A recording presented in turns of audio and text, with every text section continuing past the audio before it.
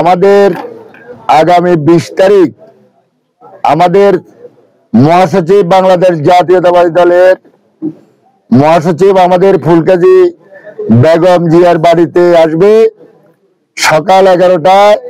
সেখানে আমাদের বই বিতরণের অনুষ্ঠান আছে বিভিন্ন প্রতিষ্ঠানের ছাত্রদের মাঝে।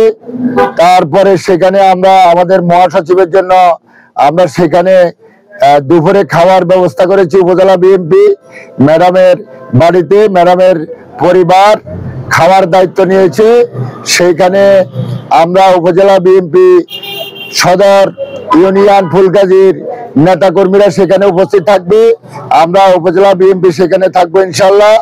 আমরা ইতিমধ্যে উপজেলা বিএনপি আমরা গতকালকে আমাদের প্রস্তুতি সভা ফুলকাজী বিএনপির কার্যালয়ে আমরা করেছি।